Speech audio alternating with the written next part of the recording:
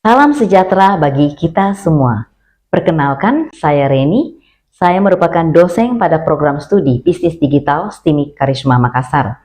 Bidang ilmu saya adalah manajemen. Video ini merupakan bagian dari pernyataan diri dalam unjuk kerja Tridharma Perguruan Tinggi atau PDD UKTPT untuk sertifikasi dosen tahun 2025. Pada kesempatan ini, saya akan menjelaskan secara singkat mengenai mata kuliah manajemen pemasaran yang saya ampuh. Mata kuliah manajemen pemasaran bobotnya 2 SKS dibawakan di semester 5. Untuk capaian pembelajaran mata kuliah ini adalah dinilai dari sikap untuk menginternalisasi nilai, norma, dan etika akademik dalam praktek bisnis dan pemasaran, menunjukkan sikap bertanggung jawab atas pekerjaan di bidang keahliannya secara mandiri. Secara pengetahuan, menguasai konsep teoritis bidang manajemen pemasaran secara mendalam, memahami berbagai teori model dan strategi pemasaran yang relevan dengan perkembangan industri. Secara keterampilan, mampu mengambil keputusan yang tepat berdasarkan analisis informasi dan data di bidang pemasaran serta mampu memberikan petunjuk dalam memilih berbagai alternatif solusi secara mandiri dan kelompok. Mampu merancang, melaksanakan, dan mengevaluasi strategi pemasaran berdasarkan analisis pasar dan perilaku konsumen. Mampu mengembangkan produk atau jasa, menentukan harga, memilih saluran distribusi, dan merancang komunikasi pemasaran yang efektif. Mampu mengidentifikasi peluang pasar dan mengelola merek untuk menciptakan keunggulan kompetitif. Capaian pembelajaran untuk mata kuliah manajemen pemasaran adalah CPMK 1 memahami konsep dasar pemasaran, CPMK 2 menganalisis perilaku konsumen dan strategi pemasaran, CPMK 3 memahami aspek spesifik dalam pemasaran, CPMK 4 mengelola risiko dan merencanakan pemasaran. Selanjutnya, deskripsi mata kuliah manajemen pemasaran adalah mengajarkan pemahaman fundamental tentang prinsip, konsep, dan strategi pemasaran dalam konteks bisnis modern. Materi pembelajaran mata kuliah manajemen pemasaran adalah pengantar manajemen pemasaran, bisnis, pasar dan pemasaran, perilaku konsumen, marketing manajemen, pengenalan pasar saham, pembungkus, distribusi produk dan harga, komunikasi pemasaran, risiko pemasaran, segmentasi pasar, dan marketing plan. Adapun sistem pembelajaran dan materi yang akan saya lakukan dalam satu semester adalah di awal pertemuan, saya akan melakukan perkenalan untuk membangun keakraban dosen dan mahasiswa. Kemudian menyampaikan beberapa hal terkait perkuliahan dalam bentuk diskusi. Saya selalu memotivasi mereka untuk belajar lebih fokus dan lebih giat dan lebih serius. Selanjutnya, saya akan membahas kontrak perkuliahan yang mana ini adalah membuat kesepakatan bersama terkait proses perkuliahan berjalan termasuk modul perkuliahan agar mendapatkan gambaran pelaksanaan perkuliahan selama satu semester. Itulah gambaran pembelajaran perkuliahan manajemen pemasaran yang saya ampuh selama satu semester berjalan.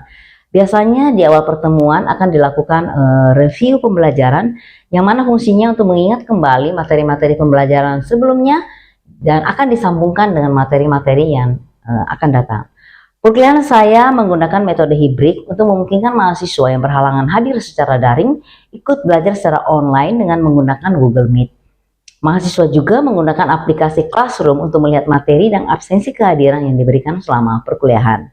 Selanjutnya, saya akan menampilkan proses pengajaran yang saya lakukan pada mata kuliah manajemen pemasaran. Selamat menyaksikan, terima kasih. Oke, selamat pagi teman-teman. Salam sejahtera untuk kita semua. Oke, sebelum kita memulai kegiatan hari ini, kita awali dengan berdoa menurut keyakinan kita masing-masing.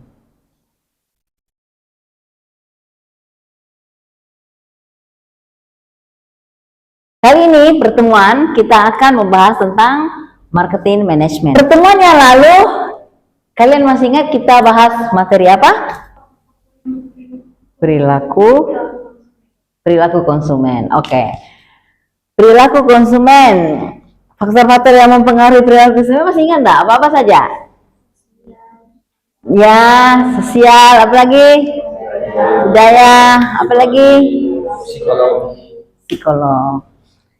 Kalau contoh psikolog itu seperti apa kira-kira? Untuk marketing management, kita bahas tentang konsep. Nah, konsep itu ada konsep production, ada konsep produk, ada konsep penjualan, ada konsep pemasaran, dan ada konsep berwawasan sosial. Nah, kita akan bahas satu persatu. Konsep produksi. Nah, konsep produksi ini fokus utamanya tentang produksi. Bagaimana mereka menghasilkan, memproduksi barang sebanyak-banyaknya, dan itu sangat mudah didapat di mana-mana. Konsep model lama. Pada zaman dulu, kita ingat model mobil pertama, mobil apa? Henry Ford. Ya, pada zaman itu satu mobil diproduksi, semua sama, warna sama, tapi banyak sekali orang butuh, banyak orang beli. Tapi sekarang kan kita tidak mungkin naik, walaupun ada yang sama, beli kendaraan, warnanya sama dan sebagainya, tapi kan banyak variasi. Kita mau beli warna kuning, mau warna merah, mau warna biru, ya semua variasi banyak, kemudian model juga banyak, merek juga. Kalau orang menganggap bahwa barang ini bagus, orang tetap akan beli. Tapi kalau tidak, ya itu. Jadi orang tidak memperhatikan kualitas, mulai dari mulai dari fiturnya mungkin, mulai dari apalagi kira-kira. Anggap contoh HP. HP itu cepat sekali perkembangnya, dan orang-orang fokus kepada ditawarkan yang lengkap kayak gitu. Karena orang menganggap bahwa ini bisa dipakai, ini bisa dimanfaatkan, dan disesuaikan dengan fitur-fitur tersebut. Faisal, dia lebih mengutamakan tentang produknya, kualitas produk yang dihasilkan. Jadi dia produsen ini akan berfokus pada bagaimana menghasilkan produk yang lengkap fiturnya, yang apa, pokoknya semua yang terbaik lah. Cuma ini kan butuh biaya besar ya, karena kalau kita fokus kepada produk, otomatis kan pasti butuh biaya untuk riset dan lain sebagainya, itu pasti butuh biaya besar. Nah, ini juga tidak setiap saat bisa ditampilkan, bahwa anggaplah setiap bulan muncul dan lain sebagainya, pasti ada jeda waktu lah, karena kan butuh proses, butuh waktu untuk menghasilkan suatu produk unggulan, produk yang berkualitas, ya kan? Seperti contoh sekarang HP, kau lihat. Tapi HP cukup cepat ya perkembangannya, banyak fitur-fitur yang tambah hari tambah bagus, tambah lengkap. Cuma ya itu, karena barangnya bagus, lengkap, harganya juga bagus. Kemudian berikutnya adalah konsep penjualan. Ini menekankan pada strategi penjualan. Kita beli barang kalau kita butuh, betul tidak? Nah, kalau kita tidak butuh, kita tidak akan beli barang. Tapi dalam konsep ini, dia akan arah kepada bagaimana melakukan pemasaran atau penjualan, tapi memperhatikan kesejahteraan rakyat juga, tidak merugikan pihak-pihak lain lah, mau pihak lingkungan, mau masyarakat, dia saling membangun, saling menunjang. Kemudian ada yang disebut dengan sampai sini ada pertanyaan sebelum kita melangkah ke hal yang materi selanjutnya?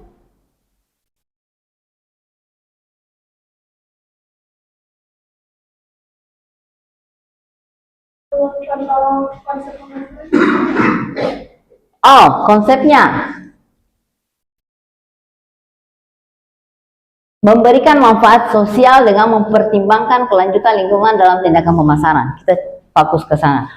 Contohnya kayak kalian pernah minum Starbucks? Nah, itu Starbucks, kopinya itu mereka beli langsung ke petani, tidak melalui tengkulak ya. Kalau tengkulak kan mereka kumpul itu barang, mereka beli dengan harga rendah, kemudian jual dengan harga tinggi. Nah, kalau Starbucks, mereka punya konsep, mereka beli langsung ke petani. Jadi memang ada langsung beli, kumpul, jadi petani itu dengan harga yang wajar, yang memang tinggi. Jadi itu mensejahterakan masyarakat, betul nggak? Nah, kemudian ada produk lain seperti mungkin apa deh, konsep-konsep apa yang Aqua mungkin. Nah, Aqua itu dia lebih mengarah kepada bagaimana kita memanfaatkan air bersih. Jadi jaga lingkungan supaya air yang dihasilkan itu bersih dan itu untuk kesehatan. Secara tidak langsung pesan itu tersampaikan. Kemudian sabun Lifebuoy. Sabun Lifebuoy mengajarkan kita cuci tangan dengan bersih. Jadi belajar hidup sehat. Supaya kuman-kumannya mati, kita cuci tangan dulu. Cara cuci tangannya bagaimana? Jadi orang belajar untuk hidup sehat dengan cara begitu. Jadi artinya pemasaran ini memang betul dia memasarkan produknya, tapi dia juga bagaimana mengedukasi masyarakat sehingga mereka belajar untuk hidup dengan lebih bersih, dengan lebih baik, kemudian meningkatkan kesejahteraan dengan perusahaan membeli langsung ke petani atau ke orang yang memang penjual-penjual dari awal lah, seperti petani kopi kah atau petani apa kayak gitu. Jadi langsung ke sumbernya, tidak melalui tengkulak yang memeras rakyat. Paham ya sampai sini? Oke.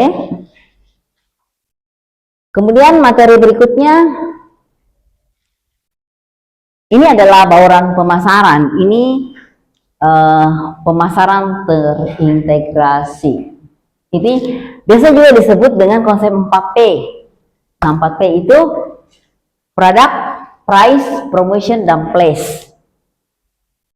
Kira-kira bisa dijelaskan ini item-item? Saya rasa sudah jelas. Mungkin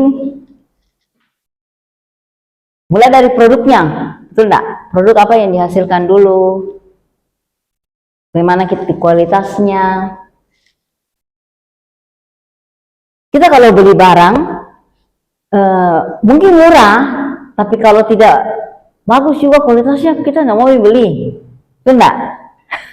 Jadi itu juga diperhatikan. Jadi bukan, jadi price juga ya yang masuk di akal lah. Yang penting harganya bagus, yang bisa dijangkau. Kalau memang dia kemudian dari segi promosi, bagaimana mempromosikan produknya kita sehingga orang tertarik untuk beli itu barang. Kemudian tempat, diposisikan di mana kita mendistribusikan barang-barang itu sehingga mudah didapat.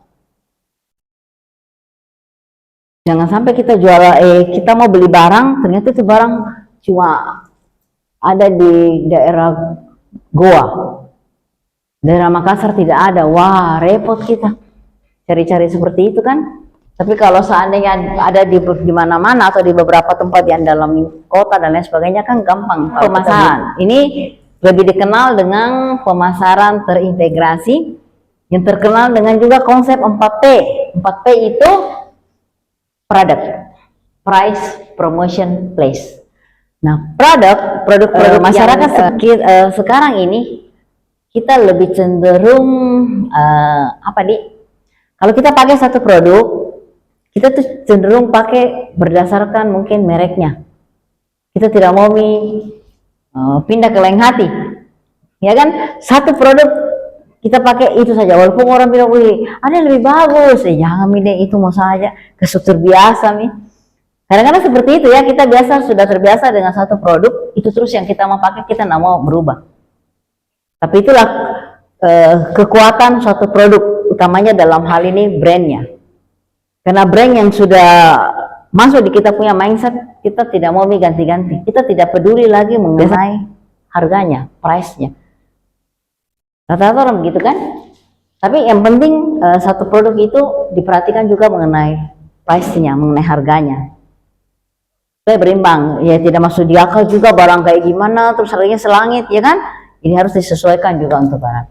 Kemudian promosi, bagaimana mempromosikan produk itu sehingga orang-orang tertarik untuk membeli apa yang diproduksi oleh kita.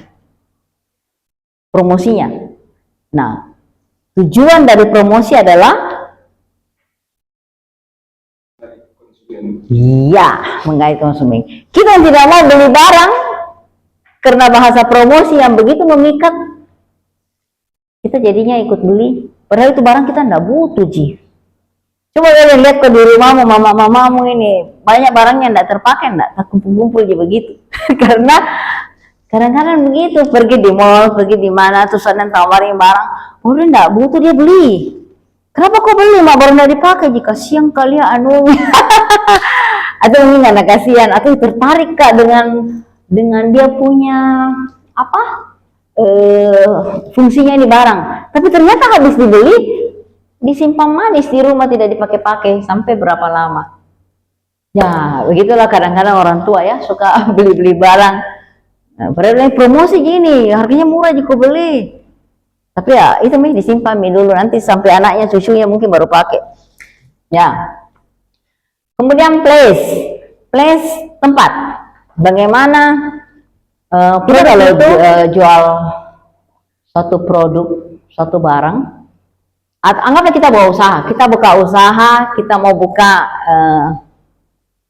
kita harus lakukan survei lokasi, betul tidak? Kita juga harus meriset pasar, apa-apa yang dibutuhkan di sekitar. Kita mau buka toko baju, kita sudah tentukan satu tempat bagus sekali. Kemudian kita jual baju anak-anak. Ternyata di lingkungan situ sudah tidak ada anak kecil. Yang ada adalah semua orang dewasa. Orang dewasa yang ada ternyata adalah orang dewasa yang oversize. Jadi orang manusia-manusia besar. Terus kau buka toko anak-anak, siapa yang mau beli? Tidak mungkin orang dari ujung sana datang jauh-jauh yang bikin cari bajumu jual anak-anak, tidak kan?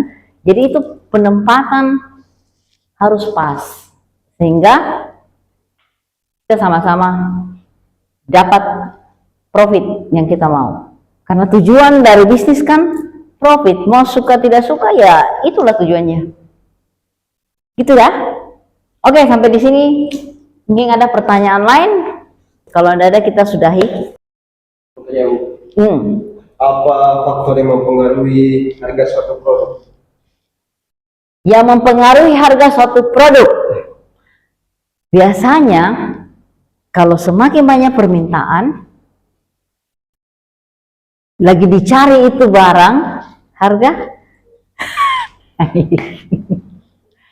biasanya begini, pada saat itu barang diproduksi, keluarnya harga normal-normal, tapi giliran dia jadi langka, bisa-bisa harganya naik, betul nggak? Tapi sebetulnya kalau secara normal itu banyak perhitungan, mulai dari harga ongkos produksi, ongkos apanya semua itu sudah dihitung, sudah ditentukan satu harga. Tapi bisa saja dia naik kalau permintaan itu banyak, sementara mereka tidak bisa penuhi semua, tapi orang butuh, ya harga naik. Anggaplah seperti begini, kita semua lagi kekurangan pangan ini, jadi semua orang pasti butuh beli, pasti harga naik. Karena mau tidak mau, kau pasti beli itu. Karena kalau tidak, kita tidak bisa penuhi kebutuhan perut. Itu kebutuhan, nah itu arti dari kebutuhan. Barang yang kita mau berikut promosikan, tergantung dulu barangnya. Kemudian kita lihat dari segmennya. Baru kita tahu di mana posisi yang tepat untuk mempromosikan barang tersebut. Jadi segmennya dulu, segmen apa dulu yang, terus barangnya juga barang apa. Sekarang anggaplah begini, pakaian anak-anak kau jual, toh, terus kau pergi promosikan di di tempat-tempat umum yang tidak ada pengunjungnya anak-anak, ya kan tidak cocok. Tapi kalau kita jual produk anak-anak, paling gampang itu anggaplah mainan anak-anak, ya kita promosikan di mana tempat anak-anak banyak kumpul, sehingga mau tidak mau, biar orang tuanya tidak mau belikan, anak, ma belikan kak dulu, mau kayak gitu, tapi kan nangis, ini mau dibelikan. Karena anak-anak itu kan suka terpancing dengan barang-barang kecil. Jadi kita lihat tempatnya dan cara mempromosikannya.